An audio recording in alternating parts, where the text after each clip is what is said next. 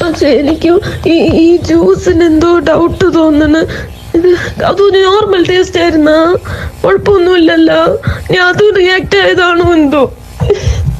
ആ കഷായത്തിൽ കറക്റ്റ് മറ്റേ വിഷം ഒഴിച്ചാണ്ടാണ് ഇവള് ഈ ചോദ്യം ചോദിക്കണത്, കരഞ്ഞാണ്ട്. അപ്പൊ നിങ്ങളൊന്ന് ആലോചിച്ച് നോക്കി, ഇനി നമ്മളെ ജീവിതത്തിൽ ഇതേമാതിരി ഒരു പെണ്ണ് ഒന്നും ചെയ്യാതെ ഈ കരച്ചിൽ കരഞ്ഞിട്ടുണ്ടെങ്കിൽ നമുക്ക് സംശയം വരില്ലേ, അന്ന് ഷാരുണ്ണ കൊന്ന പെണ്ണു ഇതേ കരച്ചിലാ കരഞ്ഞതെന്ന്? അതാണ് ഈ പ്രശ്നം. ഞാൻ ഒരു കാര്യം പറഞ്ഞുതരാം, ഇനിയുള്ള ആണുങ്ങളോടും പെണ്ണുങ്ങളോടും ഇനി നമ്മളെ ലോകത്ത് ഈ ശരിക്കുള്ള പ്രണയമില്ല. അത് കഴിഞ്ഞ്, അത് കുറച്ച് കാലം മുമ്പേനി, അത് കഴിഞ്ഞ്. ഇനിയുള്ളതിന് എങ്ങനെയാ വെച്ചാൽ നമ്മളെ ഉമ്മ വാപ്പ അഞ്ചന്മാർ പെങ്ങന്മാർ എല്ലാവരും മനസ്സിന്റെ ഉള്ളിൽ, ബാക്കിയുള്ളതിനൊക്കെ പുറത്ത് നിർത്തുക, ഡീൽ ചെയ്ത് ഇങ്ങനെ വിടുക. നമ്മൾ മനസ്സ് ഫുള്ളാണ് കൊടുക്കരുത്, ചെറിയൊരു ഭാഗം പോയാലും കുഴപ്പമുണ്ടാവരുത്, അടുത്ത് നോക്കണം, അങ്ങനത്തെ മൈൻഡ് ആവണം.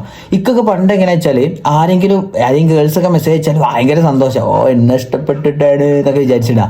ഇപ്പൊ എങ്ങനെയാ വെച്ചാൽ എനിക്ക് ഇങ്ങനെയാണ്, ഇനിയിപ്പോൾ ആരെയും കോൾ ചെയ്യാൻ താല്പര്യം ഉണ്ടെങ്കിൽ കോൾ ചെയ്ത് കഴിഞ്ഞ് ഒരു മണിക്കൂറൊക്കെ കോൾ ചെയ്ത് കഴിഞ്ഞാൽ നമ്മളെ അക്കൗണ്ടിൽ ഒരു 2,000-2,500 കയറണം, എന്നാ വേണമെങ്കിൽ കോൾ ചെയ്യാം.